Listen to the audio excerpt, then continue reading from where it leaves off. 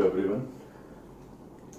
जैसा कि मैं डिस्कशन कर चुका था आपसे, 3 फॉर्म चल रही थी, 1:∞, 0:0, ∞/0।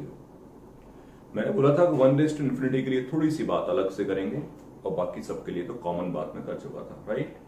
1:∞ का एक शॉर्टकट बनता है that we are going to discuss कि 1:∞ के लिए क्या शॉर्टकट बन सकता है। ठीक है, समझिएगा।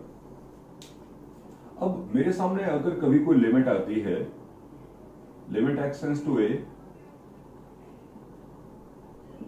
bx⁻px, b for base, p for power, bx⁻px, b का मतलब मैंने यहां बेस से लिया है, p का मतलब मैंने पावर से लिया है, तो bx⁻px की कोई लिमिट है और वो 1:∞ बनता है, राइट। तो इसको सॉल्व करने का क्या मेथड हो सकता है वो समझने की कोशिश करेंगे। लॉग ही है बट इसको थोड़ा सा शॉर्टकट बना देंगे। यहां पर एक मैंने इसको क्या लिखा, limit x approaching to a e⁻px into ln bx। ठीक है, e की फॉर्म में लिख दिया। वी नो दैट कि लॉग लेना पड़ता है, लॉग लिया, e की फॉर्म में लिखा, बोथ आर सेम थिंग्स।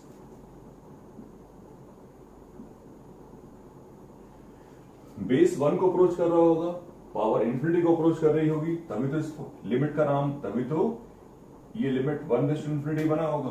तो अब सुनो, e⁻bx px। लॉग के सामने लिखा नंबर अगर कभी भी 1 को अप्रोच करे तो हमेशा आप एक ही काम कर सकते हो, और वो ये है 1 ऐड कर दिया, 1 सब्ट्रैक्ट कर दिया, अपॉन bx-1 इंटू bx-1। ठीक है, ln 1 plus x upon x 0/0 भी है, 0/0 भी है, तो ln 1 plus x upon x पूरा किसको अप्रोच कर जाएगा, 1 को। तो फाइनली मैं यहां पहुंचता हूं, limit x tends to a e⁻px into bx-1। This is the discussion. अगर मेरे पास कभी भी 1:∞ की लिमिट आएगी तो मैं यहां पर 2 स्टेप बचा लूंगा अपने, और मैं डायरेक्टली इसको ऐसे लिख दूंगा। कैसे याद रखते हैं, limit x tends to a e⁻px मतलब पावर, और बेस में से -1 कर दिया। ठीक है, तो ये इसका शॉर्टकट है कि डायरेक्टली मैं इसको यहां लिख दूंगा, डायरेक्टली यहां कूद के पहुंच जाएंगे, और फिर जैसा भी बनेगा वैसा उसको फर्दर सॉल्व करने की कोशिश करेंगे। तो this will be the possibility for solving the limit of the kind 1:∞।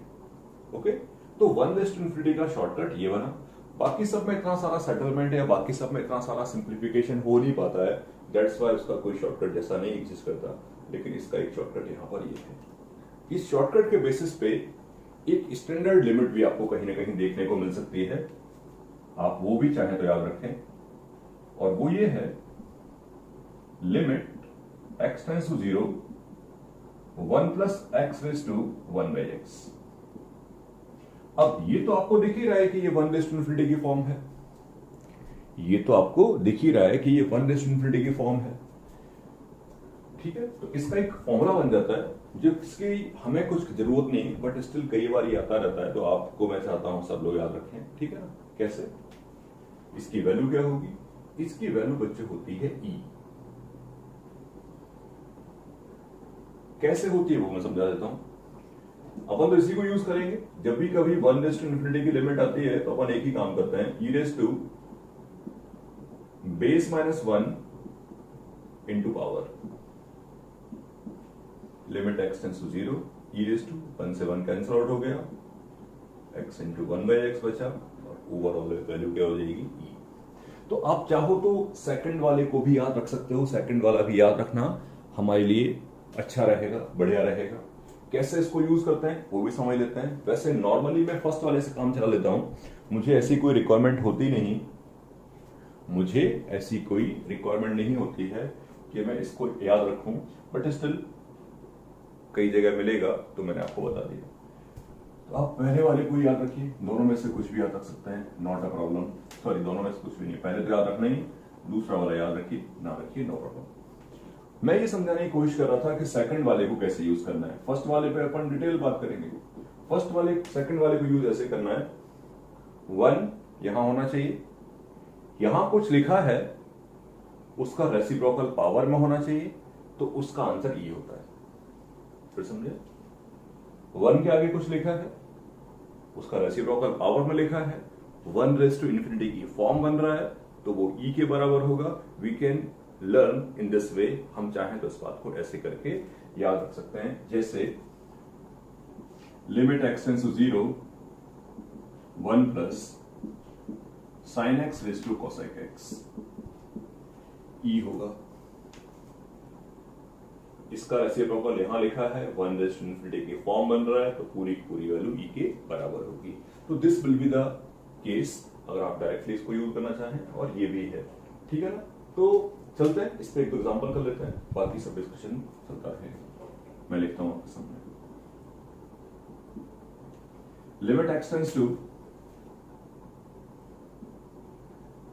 0 cos x raise to 1/x²। एक एग्जांपल करेंगे तो पूरी बात समझ में आ जाएगी, ठीक है ना। कैसे कैसे उसको यूज करना है वही मैं आपको समझा चुका था। तो cos x raise to 1/x² को सॉल्व कैसे करेंगे वो समझ लेते हैं। पहली बात तो 1∞ की फॉर्म है, ठीक है ना। आपको डायरेक्टली यहां पहुंच जाना है। चलते हैं, इसको डायरेक्टली लिख डाला ऐसे करके,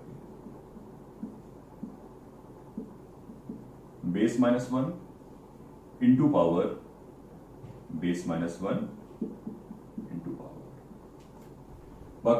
बाकी सब एज इट इज है, जैसे चल रहा था वैसे ही चलने दीजिए, not a problem. cos x -1/x², इसे कोई मतलब नहीं है, और we can understand this thing. ये पूरी की पूरी वैल्यू -½ को अप्रोच करेगी, तो e raise to -½ is the value of this limit, ठीक है ना।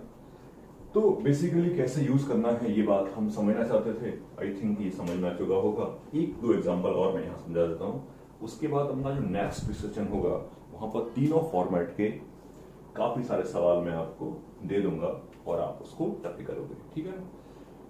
एक दो क्वेश्चन यहां और लिख लेते हैं ताकि 1∞ और अच्छे से क्लियर हो जाए। Limit x tends to ∞, x² - 3x - 1 upon x² plus x -2 whole raise to x। आप ध्यान से देखो, सबसे पहले तो फॉर्मेट पता करने की कोशिश करो। फॉर्मेट पता कर लेते हैं। पावर तो इन्फिनिटी को अप्रोच करती है, और वापस से ये सोचिए कि बेस किसको अप्रोच करता है। बेस पे लिखा हुआ नंबर है ये वाला। अब बेस पे अगर ये नंबर लिखा है और सोचो कि केवल यही लिमिट होती तो ऑब्वियसली इसका आंसर आप 1 लिख रहे होते, क्योंकि कंफर्म है ये बात, न्यूमरेटर और डिनोमिनेटर की पावर सेम है, और ऐसे सवालों का जो आंसर हुआ करता था वो हाईएस्ट पावर के कोफिशिएंट्स के रेशियो के बराबर होता था।